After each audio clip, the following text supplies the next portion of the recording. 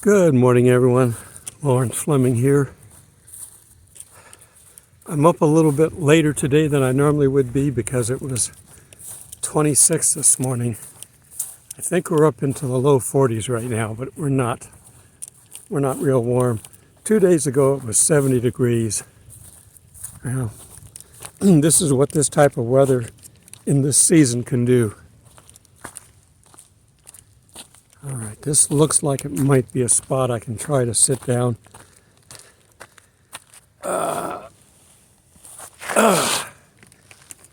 This bench is low to the ground, so let me see if I can get my stand set up.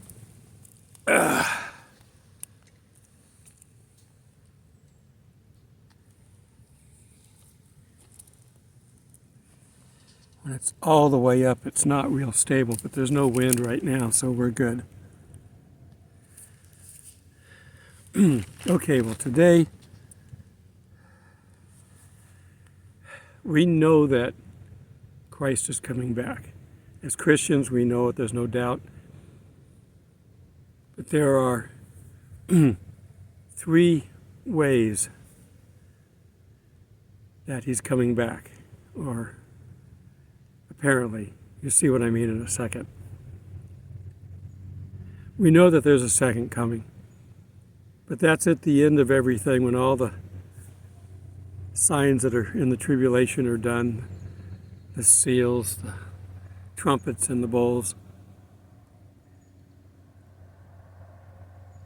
He's coming back. He's going to be in the sky, and he's going to have a multitude with him, and we'll be part of that multitude. So that's coming. The world is not going to be happy when they finally realize what they did in missing out on God. At that point in time, it's too late. The decisions to accept Christ will be over for a lot of people. We know that half the world's going to be killed anyway. We have some raptures in there. I'm only going to talk about one. Small airplane going over. But the remnant, the people that are left, they get to go into the millennium. They get to try it without Satan bothering them. Because there's going to be the excuse. You set us up to fail. You put Satan down here. There was no way we could do it. Well, we're the proof that that's not true. However, God will prove it to them.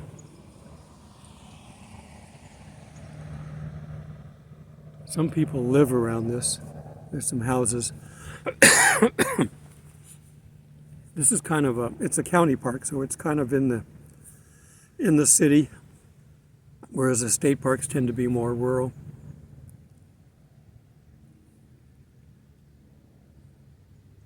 So we're going to look at some of the scriptures here in a little bit, but and so Christ will come, he will appear in the sky, and the world will mourn when they see him in the sky. And then he will come down, and he will rule the world for 1,000 years with an iron fist, with us along with him. We're part of that iron fist. Okay, so now we have we have a pre-trib rapture. Now, Matthew doesn't talk about it. Matthew's not talking to Gentiles, he's talking to Jews. So he's talking about the second coming, and we'll get to some of that here in a bit. But what is coming that Paul talks about is the pre-trib rapture. And that's where we're going to be caught up in the clouds to be with Jesus. So there's his second way of coming. So those are the 2 that we know about and will be part of, going up and coming back. Now there's one more, but it's a fake arrival. Now Jesus does talk about this. The Antichrist will come. The world, with the absence of bulk of the Christians, will see a man on this earth that can be a smooth talker, talk with authority, The Muslims are looking for him. They think Jesus is coming back to help them to win. They don't think he's God. They just think he's one of the prophets. They put him on par with Moses or any of the other ones out there that were working for God, but not God. The Jews are looking for him to come the first time. So when this Antichrist shows up, they're going to welcome him with open arms. The Jews and the Muslims. And this leader, which is going to have connections with, probably more the Muslims than the Jews, but he may have connections with both. He is a world, I don't want to necessarily say a leader, but he is a world power in himself. We have all these billionaires out there that are setting up the One Big Round Thing organization, and he will be one of those. And he's going to work out the 7-year peace between the Muslims and the Jews. That's when they're going to get to build the temple. That's got to be happening real soon. Now, do we have time to get a Magog war in there? I don't know. Do we have time for Israel to lob a couple of nukes at some of the surrounding countries? It's a possibility that there's time for all that. We're not supposed to have traffic on this road, people. People just drive right past the signs. Unless they're staying in one of the houses, they can't come over here.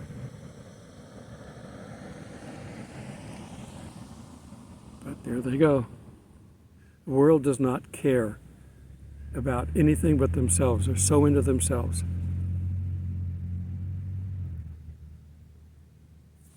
So let's take a look at some verses here. I'm going to turn to Matthew. Get it upside down and I can't find things. Okay.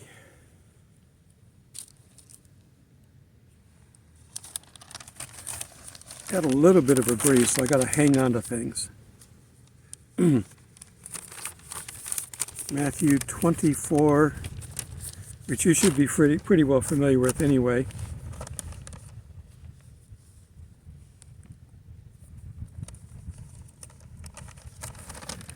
$24:30. Where are we? Jesus talking.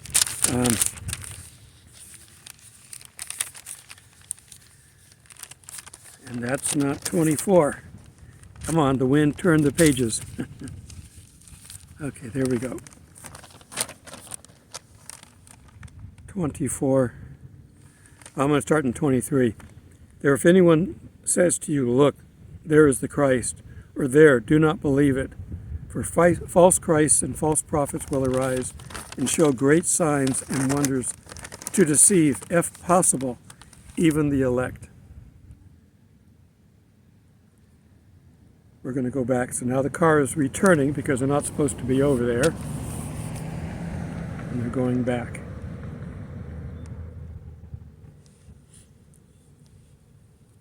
I'm going to back up to 24:4. And Jesus answered them about the sign of the times. Take heed that no one deceives you. The world is going to miss this part. That's why they're going to accept the Antichrist. For many will come in my name, saying, I am the Christ, and will deceive many. And you will hear of wars and rumors of wars. You've heard all this before.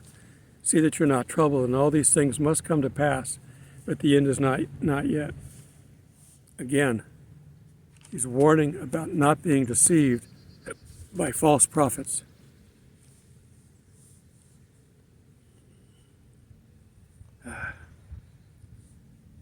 Therefore, if any of you say to you, I'm in 26 now, look, he is in the desert, do not go out there. He is in the inner rooms, do not believe it. For as the lightning comes from the east and flashes to the west, so also will the coming of the Son of Man be. For wherever the carcass is, there the angels or the eagles will be gathered. Now it talks about the coming of the Son of Man. Immediately after the tribulation of those days, which we haven't had yet, The sun will be darkened, and the moon will not give its light. The stars will fall from heaven, and the powers of the heavens will be shaken. This is the sixth seal. Find that in Revelation. Then the sign of the Son of Man will appear in heaven, and then all the tribes of the earth will mourn. They will see the Son of Man coming in the clouds of heaven with power and with great glory. And he will send his angels with great sound and a trumpet, and they will gather together his elect from the four winds, from one end of heaven to the other. So that's the second coming. That's what he explains after he tells you to be careful about the false prophets, the false messiahs. They're going to be looking for him. The world's going to look for him. We're going to plant enough seeds, but not in good soil. So they're going to look for him. And when the Antichrist shows up, they're going to be ready. Now we're going to turn over to 1 Thessalonians. And let's get over there. And again, this is stuff that you should be very familiar with. The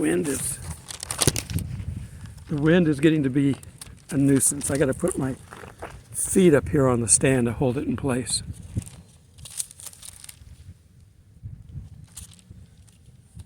And where were we? I got to go back to 1 Thessalonians. We're going to go to 4. Okay. This is where Paul is talking about the rapture. For the Lord himself would ascend from heaven with a shout, with the voice of an archangel. I'm actually in verse 16 of 4. The voice of an archangel and with the trumpet of God, different from the second coming arrival. Then we who are alive and remain shall be caught up together with them in the clouds to meet the Lord in the air. And thus we shall always be with the Lord. Therefore comfort one another. But concerning the times and the seasons, brethren, you have no need that I should write to you. This is Paul. For you yourselves know perfectly that the day of the Lord so comes as a thief in the night. For when they say peace and safety, then sudden destruction comes upon them, as labor pains upon a pregnant woman. And they shall not escape. But you, brethren, are not in darkness, so this day should not overtake you as a thief. And then I'm going to read another very familiar verse. Revelation 12. Now a great sign appeared in the heavens, and a woman clothed with the sun, with the moon under her feet, and on her head a garland of 12 stars. And being with child, she cried out in labor and pain to give birth. The Revelation 12 sign, which we've seen in the heavens. And another sign appeared in the heavens. Behold, a great fiery red dragon, having 7 heads and 10 horns.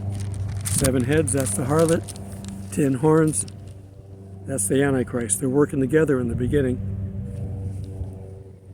And 7 heads and 10 horns, and 7 diadems on his head, and his tail drew a third of the stars of heaven and threw them to earth. And the dragon stood before the woman who was ready to give birth to devour the child, us. As soon as it was born, she bore a male child who was to rule all the nations with a rod of iron, and her child was caught up, harpazo, to be with God and his throne. Then the woman fled into the wilderness, where she was at a place prepared by God, that they should feed her for 1,260 days.